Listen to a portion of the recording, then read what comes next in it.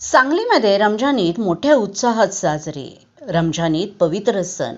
शनिवारी सांगली शहरामध्ये उत्साह, श्रद्धा आणि सामाजिक एकोपाच्या वातावरणात मोठ्या जल्लोषी वातावरणामध्ये ईद साजरी करण्यात आली. जुना बुधगाव रस्त्यावरील ईदगाह मैदानावर सामुदायिक नमाज पठण करण्यात आले. यावेळी हजारो संख्येने मुस्लिम बांधव हे एकत्र जमून नमाज पठण केलं. ईदगाह मैदानावर नुरानी मस्जिदचे मौलाना खालिद यांनी नमाज पठण करवले. रमजान मस्जिदचे ऑफिस गौस यांनी खुतबा पठण केले, तर चांदतारा मस्जिदचे मुफ्ती मोहसिन यांनी मजमा जोडणे आणि संदेश पठण करून बंधुत्व, शांतता आणि एकतेचा संदेश देण्यात आला. यावेळी कायदा व सुव्यवस्था राखण्यासाठी मोठ्या प्रमाणामध्ये पोलीस बंदोबस्त ठेवण्यात आलेला होता.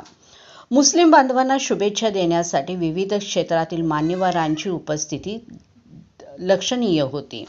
यावेळी खासदार विशाल पाटील, महापौर धीरज सूर्यवंशी, माजी खासदार संजय पाटील, राष्ट्रवादी काँग्रेस अजित पवार गटाचे जिल्हाध्यक्ष पद्माकर जगदाळे, भाजपचे नेते पृथ्वीराज पाटील, जनसुराज्य पक्षाचे प्रदेश अध्यक्ष समित कदम, काँग्रेसचे शहर जिल्हाध्यक्ष राजेश नाईक, मुस्लिम जमियत ईदगाह कमिटीचे अध्यक्ष मुन्ना कुरणे, महापालिका विरोधी पक्ष नेते नगरसेवक मंगेश चव्हाण, नगरसेवक हर्षवर्धन पाटील, सांगली कृषी उत्पन्न बाजार समितीचे संचालक शशिकांत नागे, ईदगाह कमिटीचे संचालक कय्यूम पटवेगार, जमादार यासह अनेक जण उपस्थित होते.